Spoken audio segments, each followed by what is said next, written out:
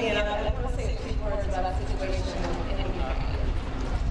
Today, the eyes of the world are on Ukraine and the brave people who are fighting to protect their country and their democracy. And their bravery is a reminder that freedom and democracy can never be taken for granted by any of us. With that, it is a privilege to be among so many distinguished leaders, dedicated activists, friends, and American heroes, and to be with so many members of Congress, of our cabinet, who are all representing our nation and representing our administration. It is a particular honor to be joined by the family of Congressman John Lewis and the family of Reverend Dr. Martin Luther King Jr.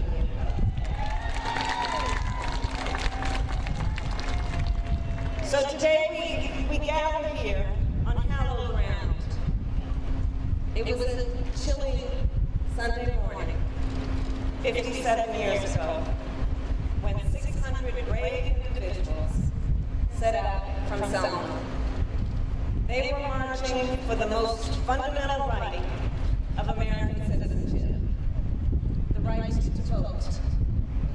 They knew that if they wanted true freedom, if they wanted to claim what was theirs by birth and by right, they had to march on this bridge on that day.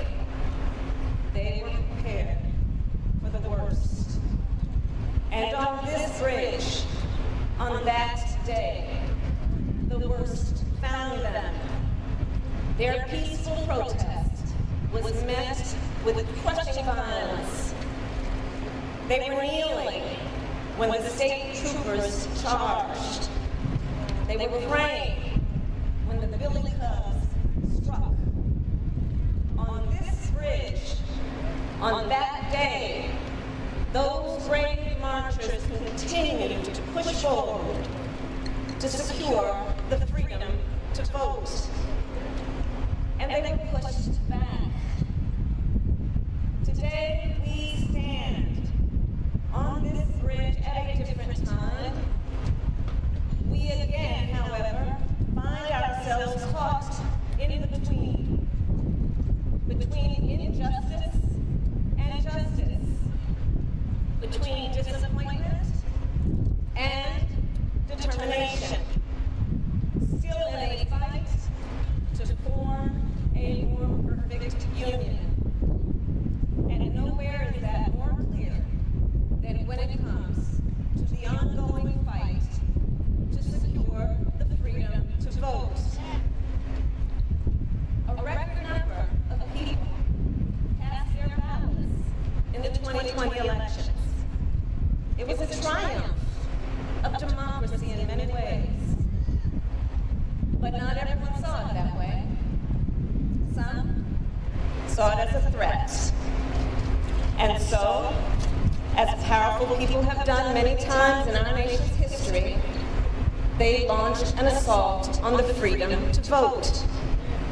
Across the country, states passed anti-voting laws, laws that ban drop boxes and restrict early voting, laws that make it illegal to give food and water to voters who are standing and waiting in line, laws that, put simply, make it much more difficult for people to vote with an expectation that then we will not vote, undemocratic laws, un-American laws. And so last year, we all joined together, we locked arms and lifted our voices and fought to pass federal voting rights legislation. We brought the Freedom to Vote Act, and yes, the John Lewis Voting Rights Advancement Act, to the floor of the United States Senate. And on the night of January 19th, every Republican senator in the United States Senate voted to block passage of this law. Over the past few months, I have traveled our country, talking with so many people about our fight, our collective fight, to safeguard and strengthen the freedom to vote. Faith leaders, community leaders, students, activists, and organizers. And yes, people are tired and frustrated, and at times scared. Scared that we risk losing the rights we fought so hard to win. I believe at this moment we are faced with a choice that we have faced many times before. Do we stand or do we fight? Gathered at this bridge, reflecting on its history, yes, I know the path forward is clear. Remember, it took 3 tries for the marchers to cross the bridge. It took their sweat, their tears, their blood. It took their resilience, their determination, and their courage.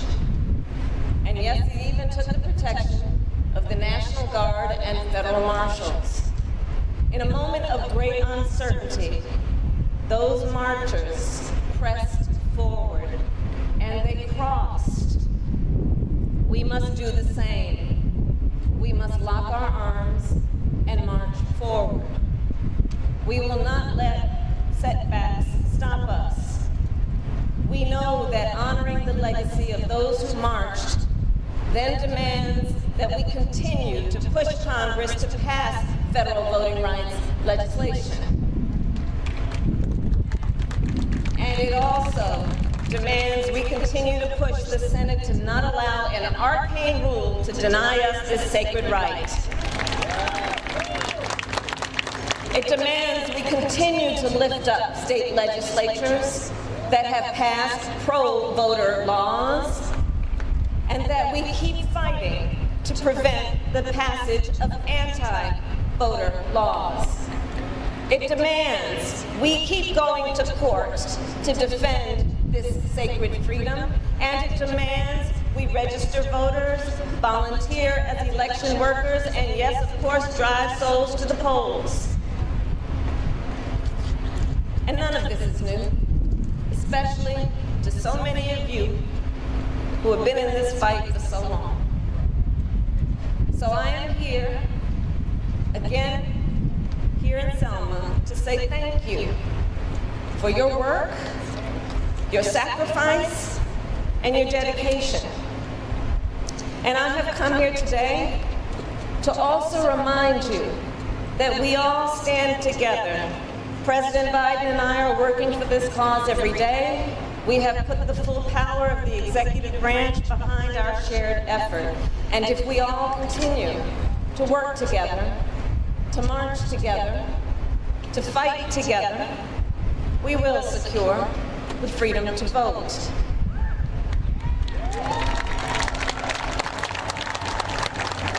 Selma, the future of our democracy is being decided now. By you, by us, by the people. And ultimately, you are the ones, we are the ones who must protect the freedom to vote.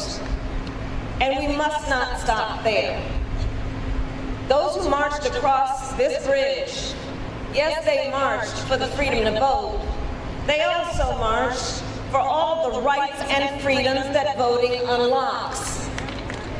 They marched for economic justice, for social justice, for racial justice. And we must do the same. We must fight to ensure all the people of our nation, no matter where they start, have the opportunity to succeed. We must fight to move our nation forward while we reflect on why it matters.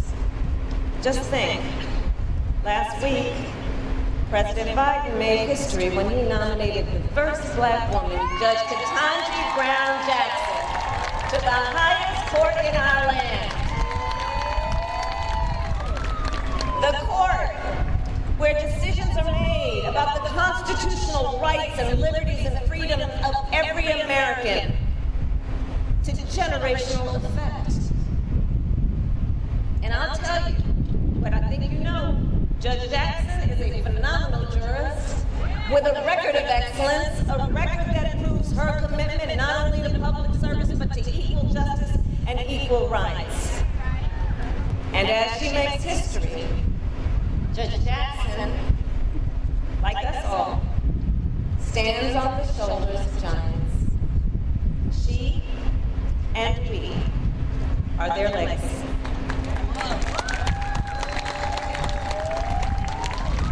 The legacy of those who are with us today: Annie Pearl Avery, Charles Malden, Bernard Lafayette, Cheyenne Webb Priceberg. The legacy of those who are smiling down on us: Marie Foster, J.D. Hunter, C.J. Adams, Amelia Boynton Robinson, and all of those courageous foot soldiers for freedom who named and whose names we know and sometimes names we will not know, but who lift us up nonetheless. The last time I was in Selma was the last time Congressman John Lewis stood on this bridge. For his whole life, and especially that day, John Lewis was the embodiment of strength and resilience, the epitome of dignity, grace, and perseverance. As he stood here that day, you could see the body that carried him across this bridge all those years ago had become fragile. But the spirit that carried him was as strong as ever. John Lewis, well, he never gave up the fight. He returned to this bridge again and again and again. It is that clarity of purpose, that relentless dedication, that spirit, the spirit of Selma that we summon today. We will keep fighting. We will keep organizing. We will keep shouting. We will keep making good trouble.